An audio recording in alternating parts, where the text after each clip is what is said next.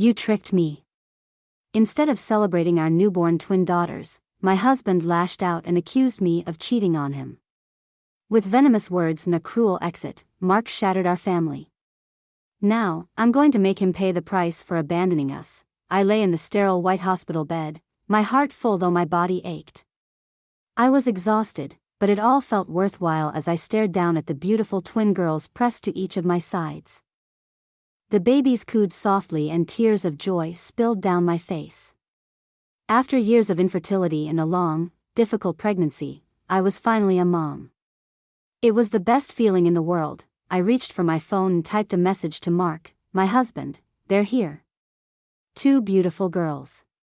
Can't wait for you to meet them. I hit send, a contented smile creeping across my face as I imagined his excitement. This was supposed to be one of the happiest moments of our lives, and I never could have imagined how swiftly it would turn into the worst. A while later, the door clicked open, and there he was.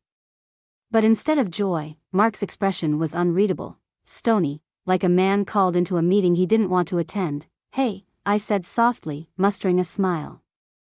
Aren't they beautiful? Mark finally looked at the twins, his jaw tightening. Disappointment flickered across his face before his lips curled in disgust. What the hell is this? He muttered, more to himself than to me. Confusion welled inside me, pressing heavily against my ribs. What do you mean? They're our daughters.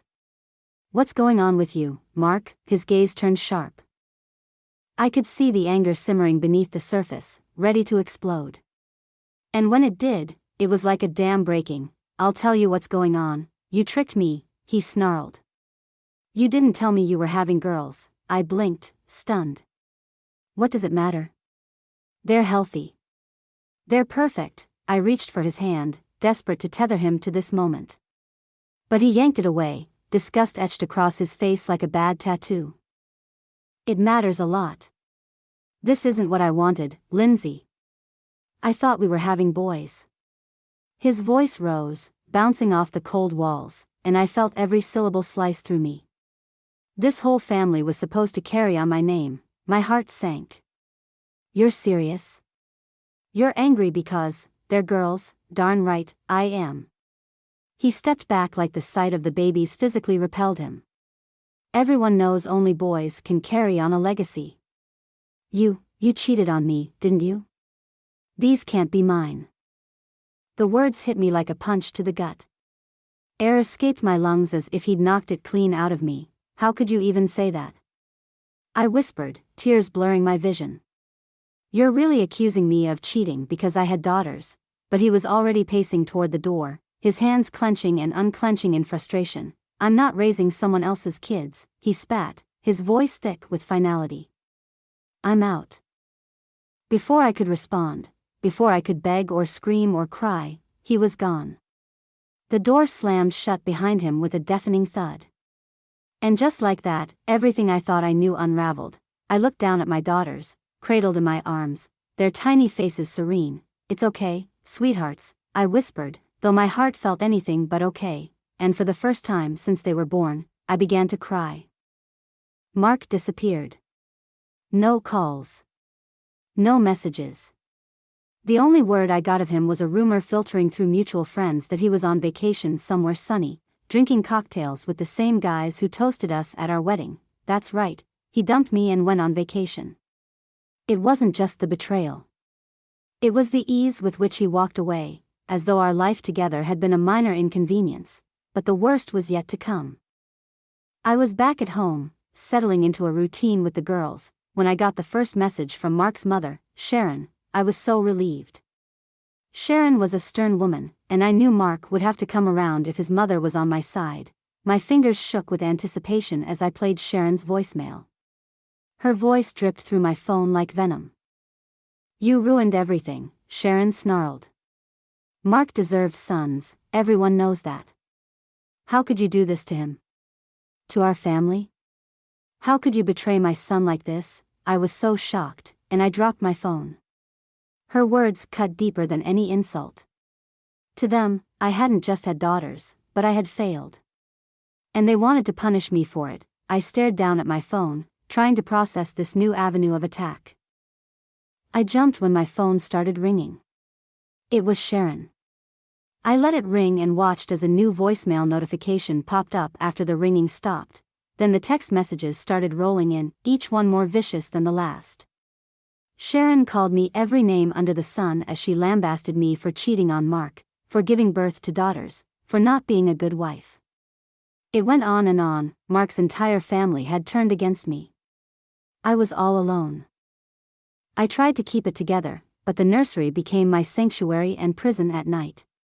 I'd sit in the rocking chair, holding my daughters close, whispering promises I wasn't sure I could keep. "I'll keep you safe," I murmured repeatedly, the words as much for me as for them. "We'll be okay. Everything is going to turn out just fine, you'll see." But there were nights I wasn't so sure. Some nights, the weight of loneliness and fear pressed down so hard I thought I might break. On one of those nights, I found myself weeping as I fed the girls.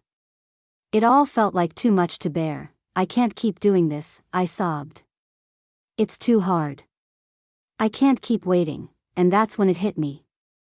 All this time, I'd been waiting for Mark to come around and to see sense, but he'd done nothing to make me believe that might happen. He hadn't even called. I looked down at my girls and knew it was time I stood up for them and myself. A lawyer gave me the first glimmer of hope. "With Mark's abandonment," she said, tapping a pen thoughtfully on her desk, "you have a strong case. Full custody. Child support. We'll take care of visitation on your terms." Her words were a balm to my shattered spirit. Finally, I had some control and something to fight with. And I wasn't going to stop there. Mark wanted out? Fine. I was happy to divorce the jerk, but he wouldn't get to walk away unscathed. I created a new social media profile, one carefully curated to tell the story I wanted people to see. Post after post showed my daughter's milestones, tiny hands grasping for toys, gummy smiles, and their first giggles.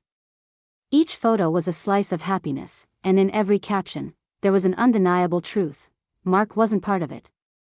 Friends shared the posts, family members left comments, and soon, the updates spread like wildfire through our circle. Mark might have left, but I was building something beautiful without him. The open house was my final act of defiance. I invited everyone. The only person not welcome was Mark. And just to twist the knife, I made sure the invite said so. My house brimmed with warmth and laughter on the big day. The twins wore matching outfits with tiny bows perched on their soft heads. Guests gushed over how beautiful they were. Then the door flew open, and there was Mark, furious and wild-eyed. The room fell silent. "What the hell is this?" he barked. "You've turned everyone against me." I stood, my heart pounding but steady. "You abandoned us, Mark, because you didn't want daughters. You made your choice. You robbed me of my chance to pass down my family legacy." He retorted, eyes blazing. "You're not welcome here," I said, my voice calm and almost pitying. "We don't want or need a man like you in our family. This is my life now." Friends closed ranks around me, their presence a silent but powerful force. Defeated and humiliated, Mark turned on his heel and stormed out, the door slamming behind him. Weeks later, Mark received the court papers detailing the child support, custody, and visitation arrangements. There was no escape. He'd still have to accept the responsibility of being a father, even if he was never going to be a dad to our girls. Then came Sharon's final message, an apology, maybe, or more bitter words. It didn't matter. I deleted it without reading it. I was done with their family and done with the past, and as I rocked my daughters that night, the future stretched wide open before us, bright, untouchable, and ours alone.